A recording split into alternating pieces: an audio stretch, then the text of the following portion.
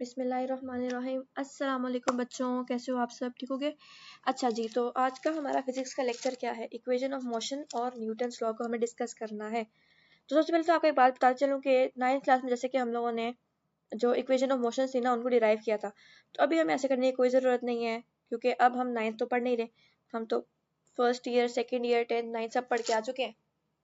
अब MT cat की तैयारी है, तो एमटी कैट में आप लोगों से ना वो ये नहीं पूछते कि हाउ, वो पूछते हैं व्हाट। ठीक है, मतलब एमटी कैट का कंसर्न इस बात से नहीं है कि ये बात कैसे हुई है, इस बात से कंसर्न है कि अब आंसर क्या है इस बात का। ठीक है, तो बस आप लोगों के तसल्ली के लिए उस व्हाट को हासिल करने के लिए आप लोगों को ये जानना जरूरी है कि हाउ, मतलब आपका अपना कॉन्सेप्ट क्लियर होना लाजमी बात है। बाकी पेपर में उन्होंने आपसे ये नहीं पूछना कि इसमें कौन से कॉन्सेप्ट लेकर, उन्होंने सिर्फ आपको एक एमसीक्यू देना और पूछ लेना कि बताओ जी इसका आंसर क्या होगा। तो इक्वेशन ऑफ मोशन की जो सारी डेरिवेशन है वो समझने की इंतहाई एक फजूल हरकत है, उसको समझना इस वक्त। क्यों? क्योंकि उसका कोई ज़रूरत ही नहीं है हमें, तो एक टाइम वेस्टेज है। मतलब हम बेशुमार बच्चे ऐसे होते हैं जो कि बहुत ज़्यादा लाइक, वैसे मेरा ख्याल है लाइक और ना लाइक का ना कोई कॉन्सेप्ट होना ही नहीं चाहिए। मैं बताती हूँ, बेशुमार बच्चे ऐसे बहुत ज़्यादा पैशनेट होते हैं और होते क्या करते क्या है वो बेचारे, लेकिन वो एमटी कैट में रह जाते हैं। होता क्या है कि जब वो एमटी कैट की तैयारी कर रहे होते हैं तो वो बहुत यूजलेस चीज़ों पर टाइम वेस्ट कर रहे होते हैं। मतलब क्या ज़रूरत पड़ी है भाई इन इक्वेशन ऑफ मोशन की डेरिवेशन को निकालने की? क्या मतलब कोई ज़रूरत हो तो फिर हम निकाल भी, लेकिन जब ज़रूरत ही नहीं है तो हम अपना टाइम उस पर वेस्ट क्यों करें? हम अपना टाइम यूज़फुल चीज़ों पर वेस्ट करते हैं, यूज़फुल चीज़ों पर इन्वेस्ट करते हैं ताकि हमारे आगे से रिजल्ट्स अच्छे आएँ। बाकी जहाँ तक कॉन्सेप्ट्स की बात है तो फिर वो तो अल्हम्दुलिल्लाह मेरी कोशिश है अभी तक के आपके सारे के सारे कॉन्सेप्ट सीख ले रहा हूँ, और जब जब ज़रूरत पड़ेगी इंशाल्लाह मैं पूरी कोशिश करूँगी कि कॉन्सेप्चुअल बेस पर बात करूँ। लेकिन यहाँ पर ज़रूरत नहीं है तो फिर यहाँ पर बस सीधा सीधा ही चलते हैं हम लोग। अच्छा जी, तो हो क्या रहा है यहाँ पर? इक्वेशन ऑफ मोशन है हमारे पास। चलो यहाँ पे मैं थोड़ी सी और डेरिवेशन भी यहाँ पे नोट करवाई है। पहले है कि डिस्टेंस क्या होता है, डेल्टा एक्स होता है, और अगर वेलोसिटी की बात करें तो वो डिस्टेंस ओवर टाइम होता है, और अगर उसी को थोड़ा सा और करें तो delta x by delta T हो जाएगा। एवरेज वेलोसिटी, एक्सेलरेशन की बात करें तो वेलोसिटी ओवर टाइम होता है। अब हम आ जाते हैं फर्स्ट इक्वेशन ऑफ मोशन, जो कि है V F is equal to V I plus A T. ठीक है, वी एफ क्या होता है? वी एफ होता है हमारे पास फाइनल वेलोसिटी, वी आई हमारे पास जो ये चीज़ है, यहाँ पे उन्होंने वी एफ को वी वन से शो किया हुआ है और वी आई को वी नॉट से शो किया हुआ है। ठीक है, तो ये बात आप लोग नोट कर लेनी है। वी एफ हमारे पास फाइनल वेलोसिटी है, मतलब अगर एक ऑब्जेक्ट मूव कर रहा है और एंड में वो जाके रुक गया है, या जिस भी टाइम पर हम उसकी वेलोसिटी नोट कर रहे हैं वो उसकी फाइनल वेलोसिटी, और जिस वेलोसिटी वो स्टार्ट हुआ था चलना वो उसकी इनिशियल वेलोसिटी है। और जो ए है हमारे पास यहाँ पे एक्सेलरेशन है। कभी कभार जब हम लोग अर्थ के साथ रेफर करें तो हम एक ही जगह जी को पुट करते हैं, जो ग्रेविटेशनल एक्सेलरेशन जिसकी वैल्यू 9.8 मीटर पर सेकंड पर स्क्वायर सेकंड है, और टी हमारे पास टाइम है। दूसरी इक्वेशन ऑफ मोशन हमारे पास आती है S is equal to V I T plus half A T square. ठीक है, एस क्या है? हमारे पास डिस्टेंस है। तो अगर हमारे पास बाकी क्वांटिटीज गिवन हो और वो हमसे पूछ लें कि इसका डिस्टेंस बताओ, तो हम इस फॉर्मूले का यूज करके डिस्टेंस फाइंड कर सकते हैं। तीसरी हमारे पास आती है, यहाँ पे उन्होंने दूसरी तरह लिख लिया है, इसको हम ऐसे भी लिख सकते हैं, two A S is equal to, ऐसे two A S is equal to V F का स्क्वायर माइनस वी आई का स्क्वायर। ठीक है, तो इन्होंने इसको ऐसे लिख दिया कि वी एफ के तौर पर इन्होंने तीनों इक्वेशंस को डील कर दिया। ठीक है, अब एक बात जो मैंने आपको बतानी है कि अगर कोई क्वेश्चन आ जाए तो आपको कैसे पता लगेगा कि हम लोगों ने कौन सी वाली इक्वेशन को यूज करना है इस क्वेश्चन में। तो उसके लिए आपको थोड़ी थोड़ी बातें पता होनी चाहिए। जो फर्स्ट इक्वेशन है ना वो डिस्टेंस इंडिपेंडेंट है। ठीक है, मतलब अगर एक क्वेश्चन आता है और उसमें ना तो उन्होंने डिस्टेंस के बारे में हमसे पूछा है और ना ही हमें डिस्टेंस दिया है, तो फिर हम लोग फर्स्ट इक्वेशन यूज करेंगे। ये बात आप लोगों ने याद रखनी है कि जो फर्स्ट इक्वेशन है ना वो डिस्टेंस इंडिपेंडेंट है। मतलब अगर क्वेश्चन में ना तो उन्होंने डिस्टेंस के बारे में कोई हमें जिक्र किया और ना ही पूछा है कि डिस्टेंस आप हमें फाइंड करके बताएं, तो हम उसमें क्या करते हैं, हम लोग उसमें फर्स्ट इक्वेशन यूज करते हैं। अब पहले थर्ड की बात करते हैं। थर्ड इक्वेशन की बात करें ना तो थर्ड इक्वेशन हमारे पास होती है टाइम इंडिपेंडेंट। ठीक है, मतलब अगर हमारे पास एक इक्वेशन है, ना उन्होंने टाइम को कुछ तस्करा दिया, मतलब इतना टाइम लगा था, कुछ भी नहीं बताया कि इतना टाइम लगा था कि नहीं लगा था, और ना ही हमसे उन्होंने पूछा कि चलो अब टाइम फाइंड करो, मतलब दोनों में से कोई बात भी नहीं हुई, तो हम लोग क्या करेंगे, हम थर्ड इक्वेशन यूज करेंगे जो कि टाइम इंडिपेंडेंट है। सेकेंड इक्वेशन की बात करते चलें तो सेकेंड इक्वेशन में होगा क्या, जो सेकेंड इक्वेशन है हमारे पास वो डिस्टेंस और टाइम दोनों पे डिपेंड करती है। मतलब अगर हमारे पास सारी क्वांटिटीज गिवन हो, वेलोसिटी, एक्सेलरेशन, डिस्टेंस, टाइम, सबका सब गिवन हो, या फिर 3 चीजें गिवन होंगी ना, एक चौथी चीज तो वो पूछ रहे होंगे, तो फिर आपने दूसरी वाली इक्वेशन यूज करनी है, ठीक है। अब इस बात को थोड़ा सा ध्यान से नोट कर दे, क्योंकि हमारे पास एमडी कैट में इतना टाइम नहीं होता टेस्ट देते हुए कि हम लोग सोचे कि अब कौन सी वाली इक्वेशन लगवाएं, या हर इक्वेशन को खोल खोल के चेक करें कि ये लगती है एप्लीकेबल है कि नहीं। तो आप लोग सिंपल से ये बातें याद रखें कि जो फर्स्ट इक्वेशन है वो डिस्टेंस इंडिपेंडेंट है, थर्ड वाली टाइम इंडिपेंडेंट है, और सेकंड वाली डिस्टेंस और टाइम दोनों पे डिपेंड कर रही है, ठीक है। इंडिपेंडेंट और डिपेंडेंट में फर्क है, ये बात याद रखनी है। मेरे अल्फाज गौर कर ले, सुनहरी सुनहरे पत्रों पर लिख ले मेरे अल्फाज सुनहरी पेन के साथ, ठीक हो गया, क्योंकि मेरे अल्फाज बहुत सुनहरी हैं इस वक्त के। आगे चलते हैं हम लोग। तो ये आगे बस वो लिखा हुआ है हमारे पास फोर्स का जो फॉर्मूला आ जाता है एम में, सेकेंड लॉ ऑफ न्यूटन, और आगे हमारे पास वेट का लिखा हुआ है। तो अब बात करते हैं कि जो इक्वेशन ऑफ मोशन है ना, वो हम यूज क्यों करते हैं, मतलब मकसद क्या है। वैसे तो आपको मकसद पता चल गया होगा, वेलोसिटी फाइंड करने के लिए, या फिर टाइम फाइंड करने के लिए, या डिस्टेंस फाइंड करने के लिए। लेकिन अगर हम इसको एज अ होल चेक करें, तो equation of motion are the equation that describe the behaviour of a physical system in terms of its motion as a function of time, ठीक है। तो मतलब कि जो फिजिकल एक सिस्टम है, उसमें कोई चीज कैसे रिएक्ट करेगी, वो हमें कैसे पता चलेगा, वो हमें इक्वेशन ऑफ मोशन से पता चलेगा, जब हम उसके मोशन को टाइम फंक्शन के तौर पे डील करते हैं, ठीक है। मतलब उसकी वेलोसिटी को हम डील करें कि इतने टाइम में इतनी वेलोसिटी है, तो इतने टाइम में कितनी वेलोसिटी हो जाएगी, ऐसे। Or more specifically, the equation of motion describes the behavior of physical system as a set of mathematical functions in term of dynamic variables, ठीक है। डायनेमिक का मतलब क्या होता है, जो कि स्टेडी नहीं रहते, जो सेम नहीं रहते, जो कि चेंज होते रहते, जो कि रेस्ट पर नहीं होते। तो डायनेमिक आप लोगों ने क्या चेक करना है कि देखो, अगर वेलोसिटी किसी वेलोसिटी से बॉडी मूव करना स्टार्ट हुई, तो जरूरी तो नहीं है ना कि एंड तक उसी वेलोसिटी चलती रहे, या फिर रुके भी तो उसी वेलोसिटी पर ही जाकर रुके, ऐसा नहीं होता। डायनेमिक फंक्शन होते हैं सारे। तो equation of motion in dynamic functions को डील करी होती है। आगे हम चलते हैं न्यूटन लॉ ऑफ मोशन की तरफ। तो न्यूटन का जो फर्स्ट लॉ है ना, वो कहता क्या है कि अगर एक किताब आपके सामने पड़ी हुई है, तो पूरा साल उधर ही पड़ी रहेगी जब तक आप खोल के उसको पढ़ नहीं लेते। वो खुद खोल के आपके सामने हाजिर नहीं होगी कि बच्चे खोलने किताब, टेस्ट आने वाला है, मुझे पढ़ ले, ऐसा कुछ नहीं होने वाला। तो अगर वो मोशन लेस पड़ी हुई है एक किताब आपके टेबल पर, तो जब तक आप उस पर एक्सटर्नल फोर्स अप्लाई ना करें, अपने वो नफ्सियात के खिलाफ जाकर उस पर फोर्स ना लगाएं, तब तक वो किताब खुद ही खुल नहीं सकती। वो अलग बात है कि आप साइड पे पंखा चला दो तो वो किताब खुद ही खुल जाएगी, लेकिन वो भी एक फोर्स ही है ना। तो हम यहाँ पे बात करें, जब तक एक एक्सटर्नल फोर्स ना लगा दिया जाए किसी भी बॉडी के ऊपर, तब तक वो बॉडी मूव करने के काबिल नहीं होती। इसी तरह से मैं एक और बात भी कि अगर आप जो इंसान है, अगर सारा सारा दिन बेड पर पड़े रहे, मोबाइल यूज करते रहे, तो आपके अंदर एक नेगेटिव एनर्जी बढ़ जाएगी। तो जब तक आप उस पर एक्सटर्नल फोर्स नहीं लगाएंगे उस एनर्जी के खिलाफ, मतलब आपने आपको एक्सटर्नली नहीं समझाएंगे कि नहीं, हम लोगों ने ऐसा नहीं करना, टाइम थोड़ा रहेगा, 2025 में हम लोगों ने डॉक्टर बनना है, तब तक आप लोग वैसे ही पड़े रहेंगे। तो अपने आप को एक नए माइंडसेट के साथ मूव कराने के लिए जरूरी है कि आप उस एनर्जी के खिलाफ एक फोर्स लगाएं। मतलब जो आपका इनर्शिया है, पहले आप उसके खिलाफ लड़ाई करें। तो फर्स्ट लॉ हमें एक एक्सप्लेन कर रहा है, body will not change it's motion unless a force acts on it, ठीक हो गया। दूसरा इसमें गौर के साथ है कि अगर बॉडी मूव करी है, अच्छा, न्यूटन की जब हम लॉ को डील करते हैं तो हम लोग फ्रिक्शनल फोर्सेस को इग्नोर करते हैं, ठीक है। वैसे तो रियल सिस्टम ऐसे हो नहीं सकते कोई फ्रिक्शनल फोर्स ना हो, लेकिन हम आइडियल केस को करते हैं। मतलब मैंने आपको पहले ही बताया था केमिस्ट्री में भी एक दफा कि हमारी जिंदगी रियल है और हमारी जिंदगी में आइडियलिटी ऐसा कुछ भी नहीं है सिवाय हज़रत मोहम्मद सल्लल्लाहु अलैहि वसल्लम की जात के। No one is ideal, no system is ideal, nothing is ideal here, we are all living in a real system, ठीक है, नॉट एन आइडियल सिस्टम। तो रियल सिस्टम में तो ये सारा कुछ एप्लीकेबल नहीं होता, लेकिन आइडियल सिस्टम में एप्लीकेबल कर करके उन्होंने एक जनरल रूल्स बना दिए, ठीक है।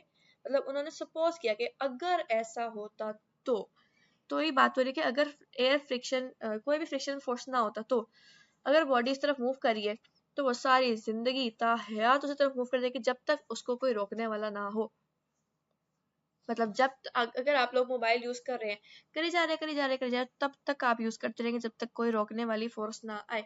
और वो रोकने वाली फोर्स है क्या, वो रोकने वाली फोर्स है हमारी मोटिवेशन और हमारा डेडिकेशन, ठीक है। तो अपने आप पर एक पॉजिटिव फोर्स अप्लाई करें और उस नेगेटिविटी से दूर रहे। बाकी बात आती है in the second law. Second law क्या बताता है हमें, the force on an object is equal to the time the mass times its acceleration, ठीक है, मास मल्टीप्लाई बाय एक्सेलरेशन। मतलब अगर हम लोगों ने चेक करना है कि फोर्स किसी बॉडी पे कितना लगा हुआ है, तो हम चेक करेंगे कि किस स्पीड से वो मूव करी है। स्पीड से मूव करने से मुराद क्या है, उसकी एक्सेलरेशन क्या है, मतलब किस rate of change of velocity से वो मूव कर रही है और उसका अपना मास क्या था जिसके साथ जिस मास पर वो वेलोसिटी अप्लाई हुई थी, तो हमें पता चलेगा अच्छा चलो इतना न्यूटन इस पे फोर्स लगा है अगर इसकी एक्सेलरेशन इतनी है और इसका मास इतना है, ठीक है। तो ये क्या है, जो सेकंड लॉ है ना वो फोर्स का क्वांटिटेटिव मेजर है, ठीक है। मतलब हम सेकंड लॉ में बता रहे होते हैं कि फोर्स की जो क्वांटिटेटिव वैल्यू है ना वो क्या आएगी, न्यूमेरिकल वैल्यू क्या आएगी फोर्स की। और जो फर्स्ट लॉ था वो फोर्स की डेफिनेशन हम कह सकते हैं। थर्ड लॉ क्या है कि अगर एक बॉडी पड़ी हुई है और अगर एक बॉडी एक दूसरी बॉडी पर कोई ना कोई फोर्स अप्लाई करती है तो वो फोर्स जो दूसरी वाली बॉडी है वो भी उतना ही वैसे ही फोर्स पहली वाली बॉडी पे अप्लाई करेगी लेकिन डायरेक्शन अपोजिट होगी। वैसे हमारी क्लासों में ये हमेशा से एग्जांपल दी जाती है थप्पड़ वाली, लेकिन मुझे वो एग्जांपल इतनी खास कोई पसंद नहीं है इसलिए मैं वो एग्जांपल नहीं दूंगी। अगर हम बात करें किताब की एग्जांपल, मुझे ये ज़्यादा अच्छी लगती है कि अगर हम लोग किताब पर एक फोर्स लगा रहे हैं, पढ़ाई कर रहे हैं, तो हम पर एक उतना ही मैग्नीट्यूड का उल्टा फोर्स लगेगा कि हमारे रिजल्ट्स अच्छे आएंगे, ठीक है। तो बात क्या थी इसमें, मैग्नीट्यूड जो था ना वो हमारे पास चेंज हो गया। इस बात को समझने का मतलब क्या है कि नहीं, मैग्नीट्यूड चेंज नहीं है, उसकी डायरेक्शन चेंज हो गई है। मतलब पहले हम जो फोर्स किताब पर लगाएंगे ना इस वक्त जो बच्चे पढ़ाई करेंगे ना, जो बच्चे इसको अपना अपना आखिरी चांस समझेंगे और अच्छी तरह से पढ़ाई करेंगे, उनके साथ होगा क्या कि एट द एंड जो किताबों पर लगाया गया फोर्स था ना उन्हीं के ऊपर ऑपोजिट डायरेक्शन में लगेगा और उनके रिजल्ट्स अच्छे आएंगे, ठीक है। तो जितना और मैग्नीट्यूड चेंज का मतलब क्या है, जितना आप फोर्स किताब पर लगाएंगे उतना ही फोर्स आपके रिजल्ट्स में आपको नजर आएगा। ऐसा नहीं है कि आप लोग 1 घंटा पढ़े तो आपको रिजल्ट 6 घंटे वाले नजर आएंगे, ऐसा कुछ भी नहीं होगा। 1 घंटा पढ़ेंगे तो 1 घंटे वाले रिजल्ट ही आपको नजर आएंगे, इक्वल एंड ऑपोजिट डायरेक्शन, ठीक है। तो इक्वल मैग्नीट्यूड आप लोगों ने बात याद रखनी, जितना आप फोर्स लगाएंगे उतना ही वापसी में आपको फोर्स मिलेगा। तो अब हम इससे अगले पॉइंट पर चलते हैं, थोड़ा सा इनकी मैंने और डिस्क्रिप्शन लिखी थी। फर्स्ट लॉ की बात करें, a body at rest will remain at rest and a body in motion will remain in motion at a constant speed in a straight line unless acted by an external force। ठीक हो गया, external force यहाँ पे एक जरूरी बात है। This law is known as law of inertia. Inertia क्या होता है, इनर्शिया इज द स्टेट या फिर inertia is the phenomena of a body to resist changes. मतलब अगर आप बैठे हुए हो तो आप गिर क्यों नहीं रहे, यही बात है ना कि अगर आप बैठे हुए हो तो ऐसे भी तो हो सकता है ना आप बैठे बैठे नीचे गिर जाओ, नहीं, आपके अंदर एक इनर्शियल फोर्स है आपकी मास की वजह से। जितना बड़ा मैस रखोगे ना उससे गिरना उतना ही मुश्किल हो जाएगा। तो मतलब जितना ज्यादा मैस उतना ज्यादा इनर्शिया। तो इनर्शिया क्या है, आपका इंटरनल फोर्स है जो कि रेजिस्ट कर रहा है बाहर वाले फोर्सेस के। मतलब आपको बाहर से कहीं बेशक ऐसे भी हो रहा है कि आपको बहुत तेज हवा चल रही है तो तब तो आपको गिर ही जाना चाहिए फिर, लेकिन आप नहीं करते, क्यों? क्योंकि जो इनर्शिया अंदर है ना आपकी बॉडी का जो मैस है जिसकी वजह से इनर्शिया पैदा हुआ है वो उस एयर रेजिस्टेंस के खिलाफ उतना ही अपना रेजिस्टेंस अप्लाई कर रहा है ताकि बॉडी गिर ना जाए। लेकिन अगर एयर रेजिस्टेंस कुछ ज्यादा हो जाए और इनर्शिया से, तो फिर बॉडी ऑब्वियसली बात है नीचे गिर जाएगा। आपने देखा होगा घर तक नीचे गिर जाते हैं तूफानों में। तो वैसे ही होता है कि इनर्शिया से ज्यादा काम हो जाता है, इनर्शिया के बस की बात नहीं रहती वो सारी। तो इनर्शिया असल में वो फोर्स है जिसकी वजह से बॉडी अगर रेस्ट पे तो रेस्ट पे रहेगी और अगर मूव करे तो मूव ही करती रहेगी जब तक उसको खुद रोक ना दे। सेकेंड लॉ की बात करें न्यूटन के, तो the acceleration of an object is directly proportional to the next force and inverse proportional to ये बात आप लोगों ने पढ़ी होगी और ये बात आपको समझ भी आ गई होगी, वेरी गुड। क्योंकि आप लोग लाइक बच्चे हैं, आप लोगों ने अपने आप को डिमोटिवेट नहीं होने देना, आप लोगों ने अपने आप के खिलाफ कभी बात नहीं सुननी। अच्छा, हमारा ब्रेन जो है ना वो कभी भी नेगेटिविटी को एक्सेप्ट नहीं करता। मतलब अगर मैं आपसे बोलूँ ना do not think about elephant, तो सबसे पहले आपके दिमाग में एलिफेंट की ही फोटो आएगी। तो मकसद क्या था इसका कि अगर हम डू नॉट का बात करें ना तो फिर उसने इंटरप्रेट डू ही करना है। मतलब अगर मैं बोली do not think about an elephant तो वो डू ही करेगा, वो एलिफेंट के बारे में सोचेगा। तो इससे बचने के लिए हम एक और तरीका भी तो अपना सकते हैं कि do think about a bird. मतलब हम एलिफेंट की बात ही ना करते, जो चीज हमने करनी ही नहीं, जो चीज नेगेटिविटी की है अगर हम उसकी बात ही ना करें और बात डायरेक्ट करें पॉजिटिव बात चीज की करें। मतलब अगर मैं डायरेक्ट यही कह दूं do think about a bird, तो आप बर्ड के बारे में सोचोगे, एलिफेंट के बारे में आपको कोई सोच आएगी ही नहीं। तो यही हमारे दिमाग का सारा गेम है कि नेगेटिव बातों के बारे में जब जब जब हम सोचेंगे कि हमने ऐसा नहीं सोचना, तब तब हम उसके बारे में सोचेंगे। तो आप लोगों ने क्या करना है, आप लोगों ने नेगेटिव बात के बारे में सोचना भी नहीं है, आप लोगों ने हमेशा अपना जो माइंडसेट है पॉजिटिव ही रखना है, पॉजिटिव चीज की तरफ ही अपने आप को एंगेज रखना है। चलो, आज मेरा ख्याल है कि हमारा थोड़ा मोटिवेशनल लेक्चर भी हो गया है न्यूटन के साथ साथ। खैर, थर्ड लॉ हमें क्या बताता है कि वही वाली बात होगी कि अगर कोई बॉडी किसी दूसरी बॉडी पे इंटरेक्ट कर रही है तो दूसरी बॉडी पहली वाली बॉडी पर वैसी फोर्स से इंटरेक्ट करेगी, लेकिन फोर्स की डायरेक्शन बस क्या होगी, ऑपोजिट हो जाएगी। और जो न्यूटन के तीनों लॉस थे ना वो न्यूटोनियन मैकेनिक्स की बुनियाद थी, ठीक है। मतलब जो न्यूटन ने मैकेनिक्स स्टेट किए थे ना उसकी बुनियाद थी, ठीक है। फर्स्ट लॉ की बात करें तो फर्स्ट लॉ में हमें क्या बताया गया था कि बॉडी एट रेस्ट पे रहेगी, मोशन में रहेगी जब तक उस पर कोई नेट फोर्स नहीं अप्लाई होगा। और इनर्शिया क्या, इनर्शिया इज द स्टेट या inertia is the phenomena to resist the external forces, ठीक है। मतलब example, understanding Newton's first law of motion is important for understanding how objects behave and how external forces influence their motion. For example, electric fans blades continue। अच्छा, ये आधी बात लगता है रहेगी ये लिखना। खैर, इसका मतलब क्या है कि अगर हम लोग पंखा बंद करें तो फौरन ही पंखा बंद नहीं हो जाएगा, वो आहिस्ता आहिस्ता आहिस्ता आहिस्ता बंद होगा। क्यों? क्योंकि उसका जो इनर्शिया था ना उसके अंदर, वो रेजिस्ट कर रहा होता है उस टाइम के एयर रेजिस्टेंस को, उस टाइम के फोर्सेस को, कि वो बिल्कुल फौरन से बंद ना हो, आहिस्ता आहिस्ता आहिस्ता आहिस्ता बंद हो। मतलब जो इनर्शियल फोर्स है ना वो आहिस्ता आहिस्ता आहिस्ता आहिस्ता कम होता चला जाएगा और एंड पे बॉडी अपने जीरो पोजीशन पर आ जाएगी। न्यूटन के सेकंड लॉ में हमारे पास जो इंपॉर्टेंट बातें आती है वो हमारे पास एक फोर्स है, एक मास और एक एक्सेलरेशन है। तो इसका ऐसे होता है, force is equal to mass multiply by acceleration, ठीक हो गया। न्यूटन की थर्ड लॉ की बात करें तो when two objects interact they exert equal and opposite force, ठीक है, ऑन ईच अदर। मतलब अगर एक ऑब्जेक्ट है ए, वो बी पे कोई फोर्स लगा रहा है तो बी उसी पे सेम फोर्स लगाएगी लेकिन उसकी डायरेक्शन ऑपोजिट हो जाएगी। एप्लीकेशंस क्या है इसकी? एप्लीकेशन में हमारे पास रॉकेट प्रोपल्जन आ जाता है कि जब रॉकेट ऊपर की तरफ जाता है तो उसके जो नीचे पीछे से बेस है ना, वहां से गैसेस एक्सर्ट होती है बाहर। तो होता क्या है कि जो गैसेस बाहर की तरफ निकल रही होती है वो एक फोर्स लगाते हैं रॉकेट पर, और रॉकेट उसके ऑपोजिट डायरेक्शन में ऊपर की तरफ मूव करना शुरू, गैसेस नीचे की तरफ आ रही होती है, रॉकेट ऑपोजिट डायरेक्शन में ऊपर की तरफ मूव होना शुरू होता है। तो ये न्यूटन के थर्ड लॉ की एप्लीकेशन है। और ये बेशुमार एप्लीकेशन आप लोग देख लेना। और मैथमेटिकल इसकी क्या है कि एफ, अगर एक फोर्स लगा है, एक बॉडी है एफ, उसने ए बी पर फोर्स लगाया है एफ, तो अब जो बॉडी है ना दूसरी वाली बॉडी, चलो सपोज इसको ऐसे करते हैं, एक बॉडी है हमारे पास ए और एक बॉडी है हमारे पास बी। ए वाली ने बी वाली बॉडी पे एफ फोर्स लगाया, तो बी वाली बॉडी ए वाली बॉडी पे उल्टा फोर्स लगाएगी, माइनस एफ फोर्स लगाएगी, ठीक है। मतलब एफ से मुराद उसकी मैग्नीट्यूड सेम और माइनस साइन का मतलब क्या है, उसने ऑपोजिट डायरेक्शन में फोर्स लगाया।